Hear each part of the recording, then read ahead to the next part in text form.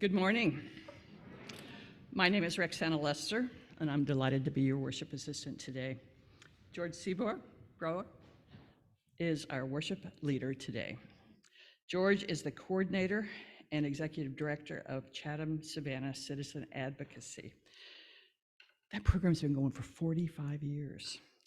It's a community-based organization that recruits and matches and offers support to 100 local citizens, pairing a person with a developmental disability with a person living a good, ordinary life.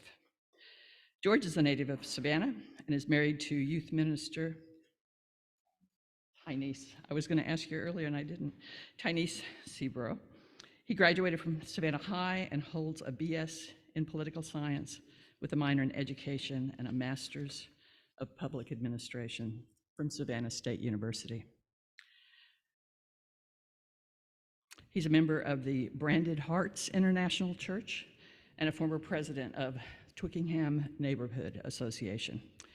George served in leadership roles as a union organizer, field director for Young Democrats of Georgia, interim director of Savannah State Community Future Corporation, loan exec associate for United Way, freshman experience professor at Savannah State, and in his spare time, he has led high school students on several college and road trips to South Carolina and throughout Georgia, served as a volunteer advisor to help students prepare for the Harvard Model United Nations competition, and educated students on the political process of campaigns. So very important. And we thank you and we welcome you. I'm so glad to see so many of you in person. I wasn't sure if anybody showed up today after we were a full house yesterday for Margaret's service. It was really, really wonderful. And I'm glad that you all came out today. And we welcome our friends on Zoom too. We welcome all, wherever you might be on your journey. Our worship, religious education, and covenant group theme for June is delight. If you're visiting here this morning, we're glad you're here. If you would like to introduce yourself now, please raise your hand. An usher will Melanie will bring a microphone. Tell us where you're from. I'm Pete and Linda here from St. Petersburg, Florida. Welcome. St. Petersburg, all right. Anyone else on this side or this side? All right, we're glad you're all here. We hope you'll join us for refreshments following the service. To reach our social hall, just go out this door and down the ramp into the next building. If you want to go out around, take a little tiny walk, you can go around the building and get to the same place.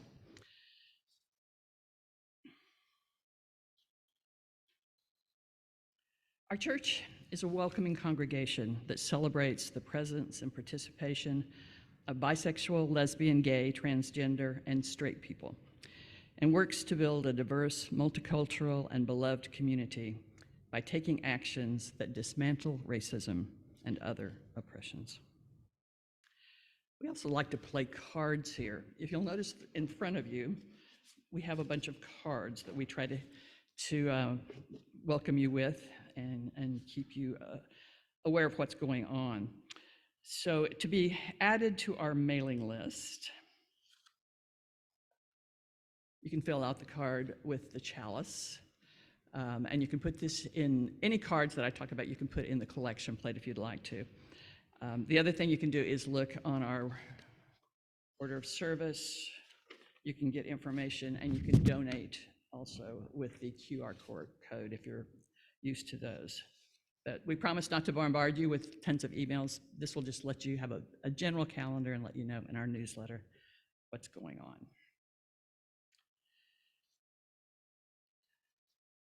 The one with the red heart is joys and concerns that we'll talk about in a minute. If you have something you would like to say to the whole community, please fill that out. And if you'd rather just have the minister know about it, if you will just say that, and I won't read it later, but we'll make sure that the minister gets it. And I don't know that we are having RE today, religious education. So I don't see any visiting children, but just in case, if you have children you might want to even bring later, the blue is for us to keep track of kids as they come through our program. For those of you on Zoom, we have a way to get a hold of Nancy Arterbury, our wonderful assistant, if you need any information. And also if you want to introduce yourself, or if you want any other things you can put it in the chat, and I'll check the chat regularly, like a joy or a concern. I have a couple of announcements today. The best one, Martha Weaver and Roger Steves got married.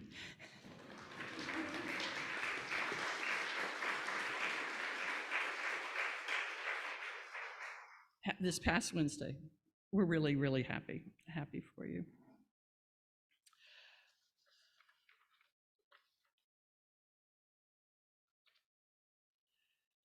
Our second one, next week, we'll have Baha'i people who will lead the service, if you would like to join us.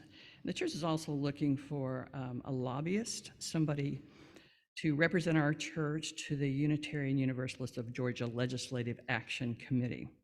The committee's mission is to lobby the Georgia legislature on issues including voting rights, education, environmental issues, and LGBTQ rights. If you're interested, please contact Brett Highland. Is Brett in here today?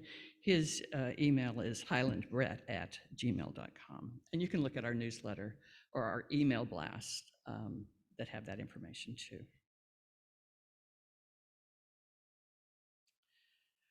All right, we're going to use Mr. Steves, the new groom. If he would please come up and light our candle for us today, we would be most appreciative. Our chalice reading is by Frances Kozar, an active Canadian UU living in Kingston, Ontario. She's a young, disabled retiree, a social justice advocate, and a published author. May we light this chalice this morning to remind us of the power and beauty of balance and contrast. It is darkness that can make the flame of a single candle so powerful, and light that deepens those shadows in turn. A chalice flame is the meeting point, the union of the refuge, safety, and incredible beauty of darkness, and the warmth and the assurance and the joy of light. May this act of lighting our chalice this morning remind us that we are stronger together in all the complexities and the disagreements of relationship, because we are different, because we are who we are, and we are one.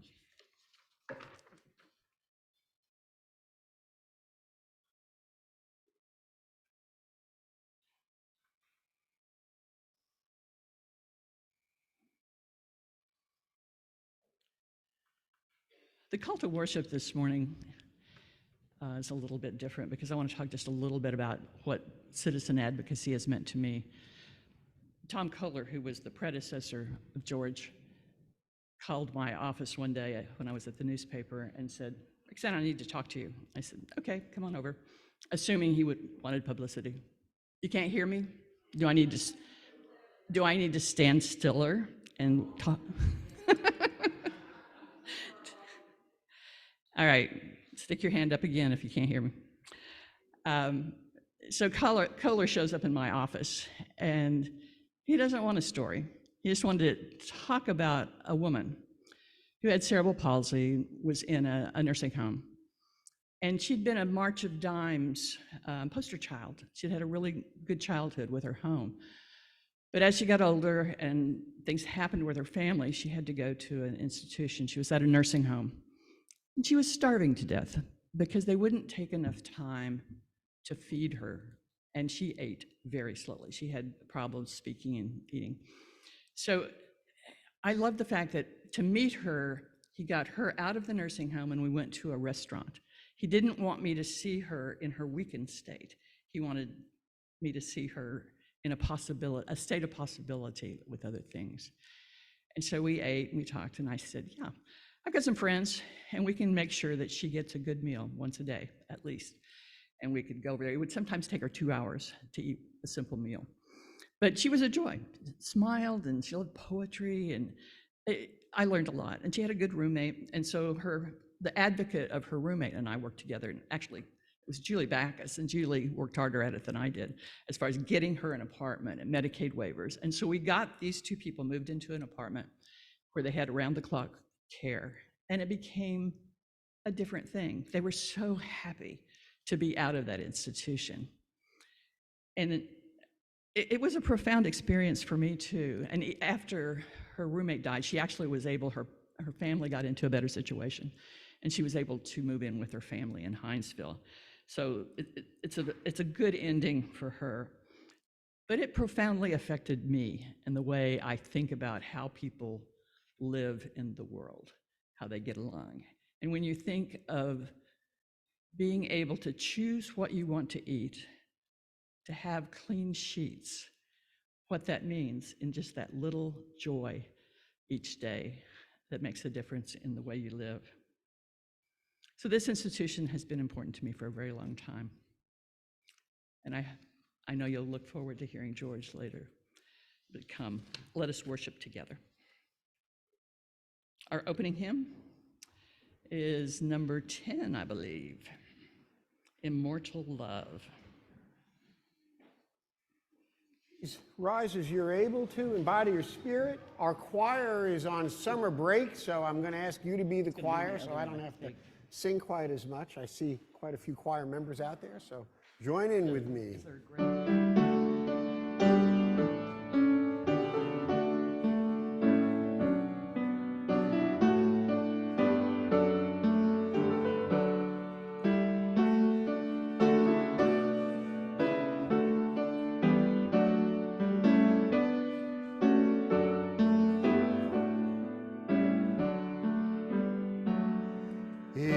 Immortal love forever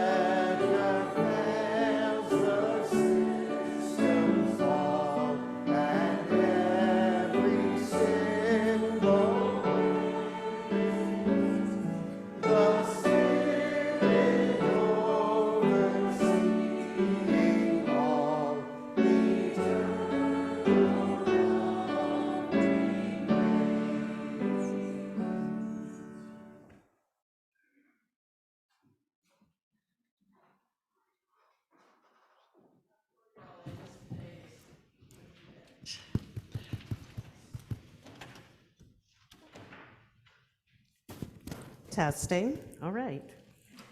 We have a small but mighty crew of RE today, our veterans.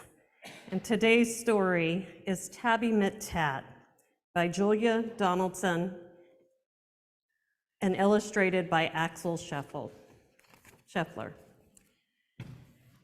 Tabby Mit Tat was a busker's cat with a meow that was loud and strong.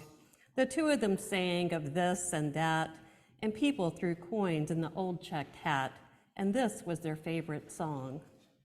Me, you, and the old guitar, how perfectly, perfectly happy we are. Me, you, and the old guitar, how perfectly happy we are. One morning while Fred ate some bacon and bread, McTat took a stroll around the block, then stopped, for there on a doorstep sat a gorgeously glossy and green-eyed cat. She was black with one snowy white sock. Sock and McTat had a cat-to-cat chat, and that's how their story began. And for a while, they were chatting of this and of that. And a thief had his eye on the old checked hat. He eyed it, he snatched it, he ran. The busker gave chase, but he tripped on a lace, and crash, in a flash he was down. He broke his leg and banged his head, and ended up in a hospital bed in a faraway part of town. Goodbye, McTat said. I must get back to Fred. But where had the busker gone? The sun went down and the sky grew black. The stars came out, but he didn't come back. McTat lingered on and on. A week later, Sock took a stroll round the block and found her new friend looking thin. He's gone off and left me, said Tabby McTat. Then Sock said, my people, Prunella and Pat, would gladly find room for a fine tabby cat. She was right, and they took McTat in. Next morning, old Fred left his hospital bed and found his way back to the square. But a brass band stood where the pair once sat, and the band played this and the band played that. And Fred looked all round for his loud, meowed cat, but Tabby McTat wasn't there. Now, McTat had a wife and a very fine life, with plenty of things to do, like washing Prunella and pouncing on Pat and hiding the car keys under the mat and keeping the newspapers nice and flat and giving the pens an occasional bat and nibbling this and nibbling that. But he dreamed of his friend with the old check hat and always woke up with a mew. And often he said, what's happened to Fred? And his paws took him back to the square. But a conjurer stood where the pair once sat, and he pulled out this and he pulled out that, and the people threw coins in the tall black hat, but the busker was never there. One morning, Sock said, look under the bed and see the 3 kittens I've had. And Soames looked like this and Susan like that, and the littlest kitten called Samuel Spratt looked exactly the same as his dad. The 3 kittens grew and they learned how to mew, and McTat sometimes sang them his song. And Samuel Spratt, with his tabby gray fur, had a deafening meow and a very loud purr, and he simply loved singing along. Me, you, and the old guitar, how perfectly, perfectly happy we are. Me, you, and the old guitar, how perfectly happy we are. And Susan and Soames found very fine homes, and their parents were happy and proud. There was one home like this and one home like that, but nobody wanted poor Samuel Spratt. They all said, his voice is too loud. Now, Tabby McTat was a home-loving cat, but he couldn't stop dreaming of Fred. And one day he called for his wife and his son, and he told them, there's something that has to be done. I must go and find him.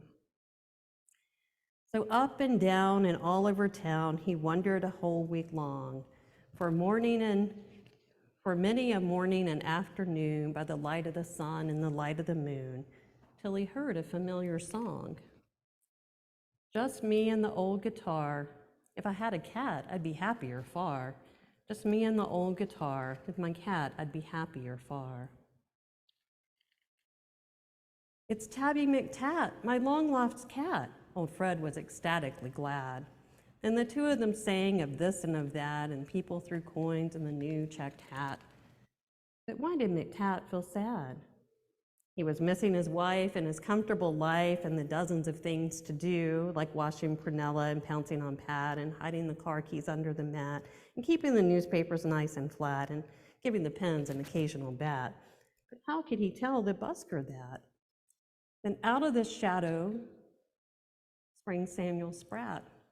Oh, please, let me be the busker's cat, he said with a deafening mew.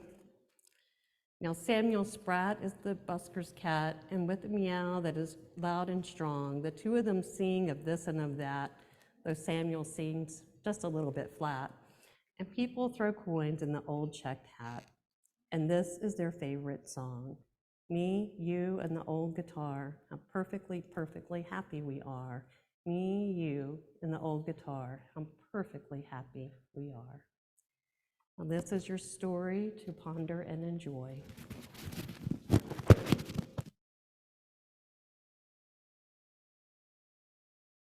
Oklahoma. So thank you, Yvette.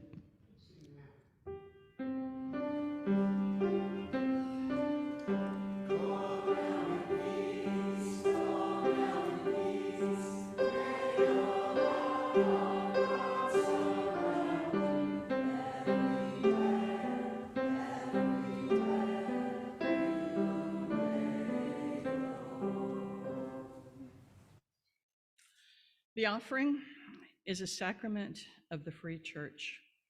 It's supported by the voluntary generosity of all who join with us. If you're worshiping with us from home, please take a moment to go to uusavannah.org and click the donate button to donate by PayPal. To donate by PayPal in the church, in the sanctuary, you can also go to the QR code on the back. Of course, we take checks in any mailed or put in the plate. Thank you for your generosity.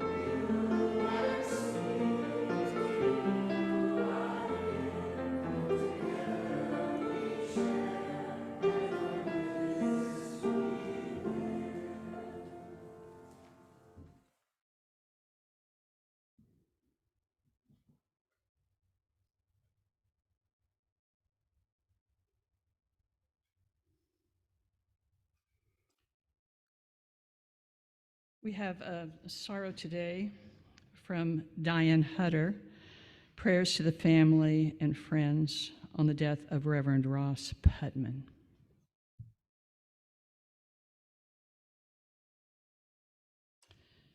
Let us hold all of our joys and sorrows, spoken and unspoken, in our hearts as we join together in the responsive reading found in your order of service.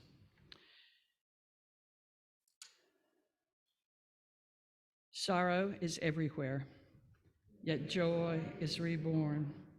As we mourn together, so we celebrate together and offer thanks that we are not alone. So may it be now and all the days to come. The meditation today was written by Andre Moll in honor of two Unitarians, Martha and Waitstill Sharp, who during World War II dared to risk their own comfort in order to save the lives of those in desperate need. After the reading, we'll have 1 minute of silence. All that we share is sacred. As we gather together, may we remember, when you share with me what is most important to you, that is where listening begins. When I show you that I hear you, when I say your life matters, that is where compassion begins. When I open the door to greet you, that is where hospitality begins. When I venture out to bring you to shelter, that is where love begins.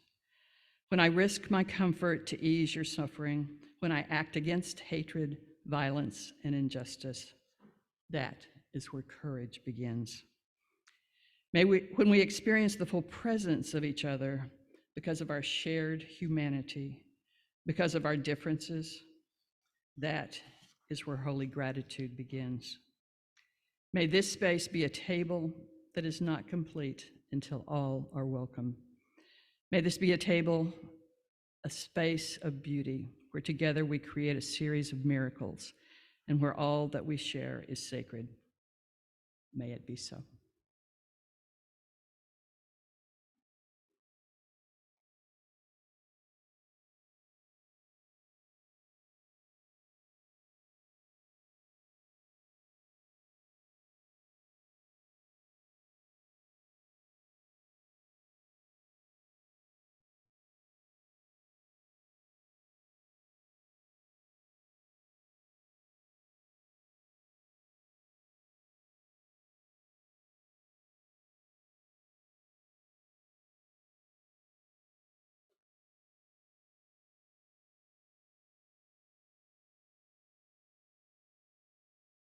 Amen.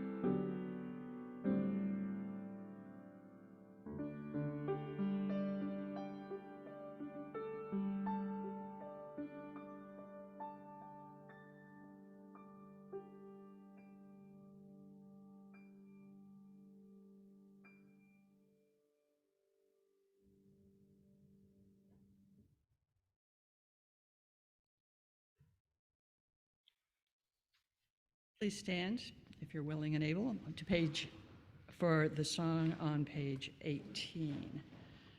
What wondrous love.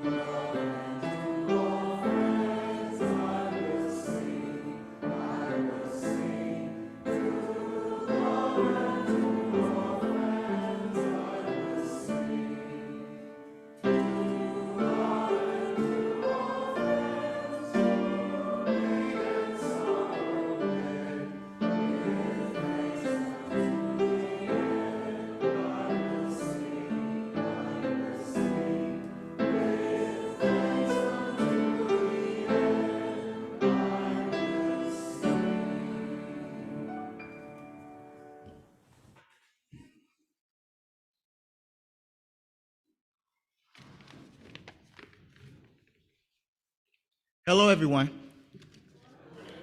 How y'all doing today?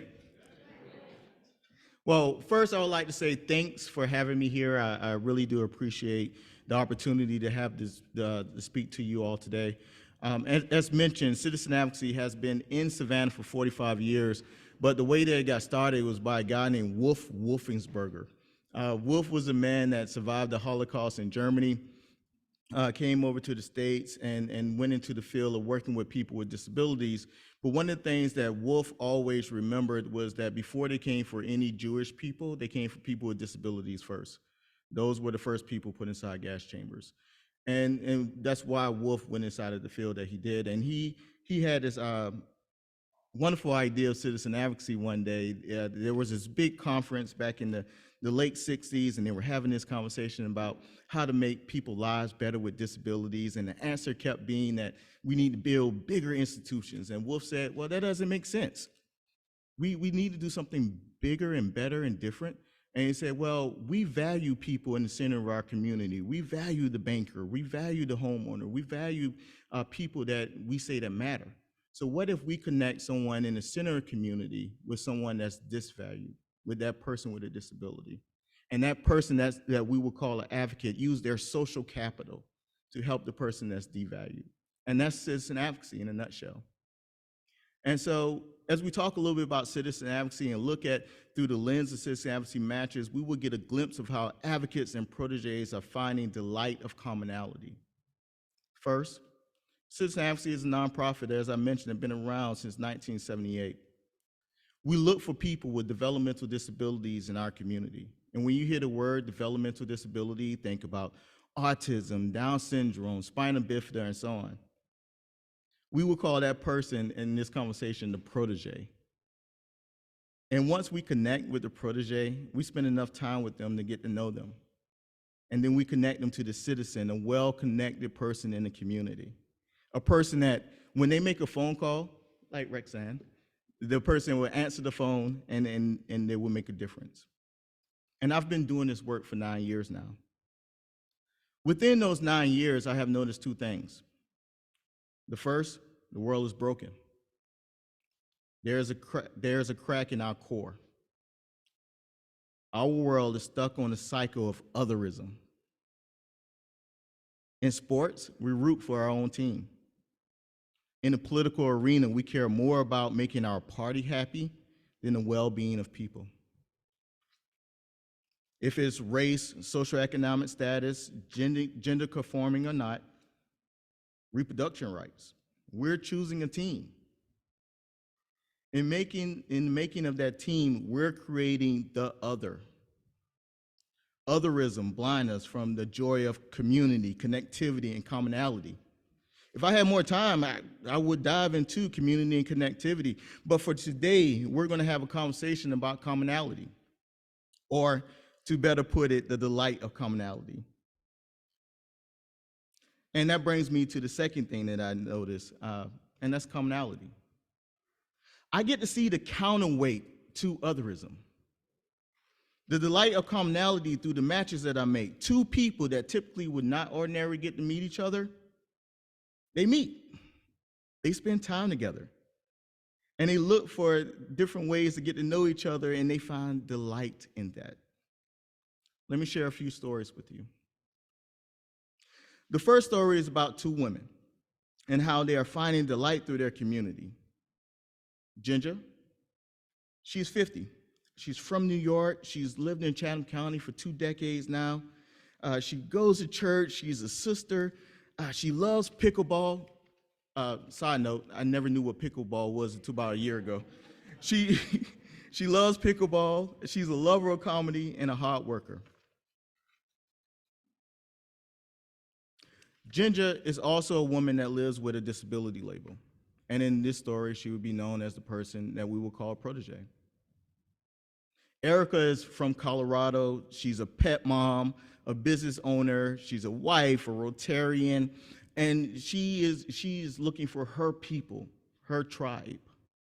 Erica in this story would be known as the advocate. The reason why I connected Erica and Ginger together was because both women were looking for their tribe. By a show of hands, how many people heard of 80 for Brady? Good. Oh, well, I've heard of it, but I've never seen the movie. For those who do not know, and full confession, I never saw the movie, but when I first met Ginger, she told me about it. She mentioned that she wanted to go, and she didn't want to go with her sister. Ginger has a sister that's 10 years older that she considered to be very bossy. And so for you guys who don't know, 80 for Brady is about a group of women who travel the country to find Tom Brady.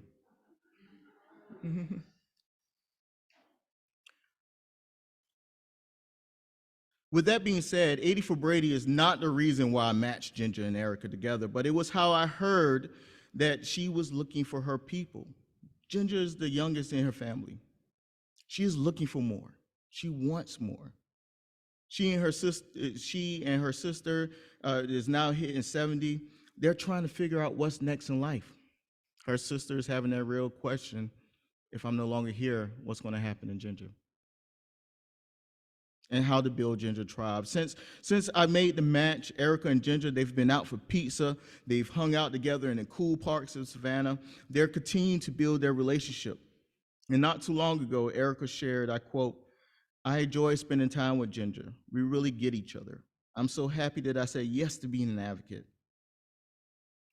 And if Ginger's sister passed or life changed in any way, Erica will be that extra person in Ginger's life. Right now, Erica is having a conversation with Ginger's sister about becoming a representative paid. So when she's not there, Erica can help bills be paid and figure out what's next. The next relationship that I would like to share is about Brett and Antonio. Antonio is an energetic 19-year-old African-American guy. Antonio likes flashy things and movies and a good meal, and really he's a Savannian through and through. Seafood is his thing, and he really loves to eat it. But Antonio is also a young man that does not use words to communicate. And in this story, Antonio would be the person that we would call the protege. Brad is a 40-ish white guy, works for the city of Savannah. He's the chief operating officer for the city. He's a former news reporter.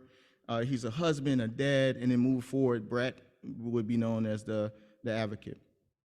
Brett and Antonio are very different. If you saw each other, you would know that they're different when you see them.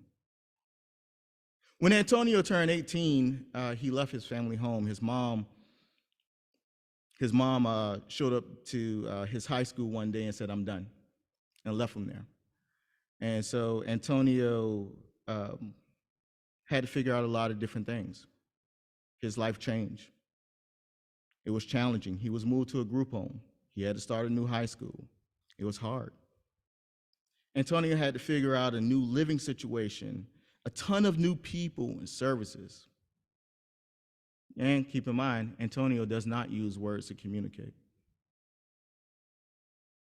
That's one of the reasons why I thought of Brett. By trade, he's a storyteller. He's somebody that can connect with Antonio, and if he took the time to really get to know Antonio and to really get to know his story, he can help the rest of the world hear Antonio's story. Since the two guys been connected, Brett has been to what's called IEP meetings, or individual education plans meeting with Antonio at the school setting. The two guys have been to big Savannah functions and hanging out, because keep in mind, Brett works for the city, so he get to go to things for free. And today, they actually plan to go to church together, so I'm waiting when I leave here to get a call to see how things went at church. Earlier, I mentioned that Antonio likes flashy things, right? So Brad shared a story with me about how he and Antonio went to the movies, and they went to go see The Little Mermaid. And I don't know if you guys seen it yet, I haven't seen it, but I heard it's about 2.5 hours long. So probably about 1 hour and 45 minutes in, Antonio stands up, and Brett, maybe he wants more popcorn, because Antonio doesn't use words to communicate. And so Antonio got up and he went to the fire alarm, and he was about to pull the fire alarm, and Brett had to encourage him not to do that. So after a little bit of tug of war going back and forth with this fire alarm, Brett said, he asked himself, why is he trying to pull the fire alarm? Is he ready to go? He's telling me he wants to leave. Antonio was communicating with Brad that he wanted to leave. And after the two of them left the movie theater and went somewhere else and grabbed something to eat, Antonio was a happy camper. He didn't try to pull the fire alarm anymore. Brad is learning Antonio's language. Brad is a person and probably the only person in Antonio's life that is listening, that is watching and capturing Antonio's story. And the last story that I will share with you guys is of Tamika and Susan.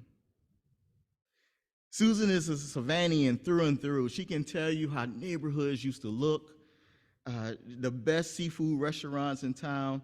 If you're riding with Susan in the car, she would tell you where her cousin used to live, and her aunts used to live, and her uncles used to live. Like me, Susan is 45 years old, so she can give you 45 years of Savannah history. And in this story, Susan would be the person that we would call the protege. Tamika is a Savannian as well.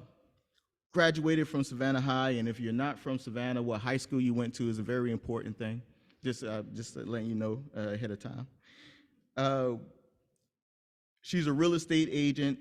She has helped her family navigate and stand up against the medical system, and the two women have known each other now for 2 months. Within those 2 months, Susan, she is on a program that the state of Georgia is trying to phase out. So right now, she has her own house with 24-hour staff around the clock, and they help her live in the community. The state of Georgia started to say that that's too expensive. So when Susan had, and once again, she's 45, but her knees are not in the best shape. And so when she had to go to the hospital because she was in pain, they started a plan of how to put her in a nursing home at 45. Not only did they start that, so she went from the hospital to the rehab facility. And in the rehab facility, a woman came in and she didn't like Susan, another patient. And she threatened Susan that she was going to beat her up. Once again, Susan is 45, her knees doesn't work, and Susan is probably about 4'11" and 200 so pounds. So she can't get after the woman and protect herself, but she did pick up a bottle and throw the bottle at the woman that threatened her. and rightfully so, somebody came in and threatened her. But because of that, officers were called. And so she was threatened from going to the rehab facility to Georgia Regional. She was threatened with being put out of the rehab facility without the proper care. So Tamika got in her car, and the rehab facility is an hour away from Savannah. 7 o'clock at night, drove an hour, sat and waited another hour for the behavior specialist person to come in, the professional people. And Tamika had a conversation with them. She said, Susan is not the problem. What is your policy? How can you fix this? What's going to be different? And what Tamika was doing at that time, not only was she letting the professional people in the room know that Susan has somebody in her corner, somebody in her back, somebody that's going to walk with her and stand with her, but she also was letting Susan know, no matter what happens, I'm going to be here with you. In all three stories, I shared how two women that were not from Savannah, that they connected and continue to connect, how they find commonality outside of 80 for Brady. I shared how Brad and Antonio were different races and different communication styles, but through the difference, they can still find a common story. In Tamika's and Susan's story, we got a glimpse of some of the confusion that is currently happening. But the commonality of the women standing together echoes throughout their relationship. That is the beauty. That is the delight of commonality. In citizen advocacy, no matter how different we think we are, no matter what side of town we live on, or where we come from, or we all have more in common than we think. I would challenge each of you to meet a person that you would not ordinarily get to meet, that does not look like you. Meet two people. One person, 10 years older than you. The other person, 10 years younger. Look for the commonality in your neighbor. Once you believe that we are more alike than different, then, and only then, can we begin to heal that crack that I mentioned earlier.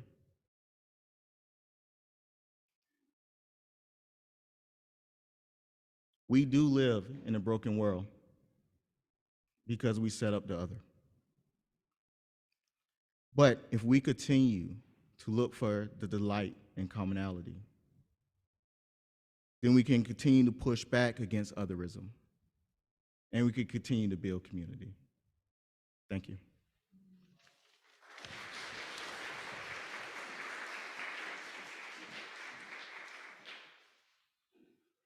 Our closing hymn is 1017 in your teal book, Building a New Way.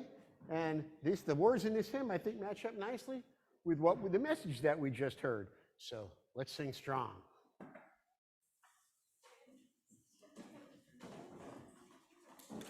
Rise as you are able.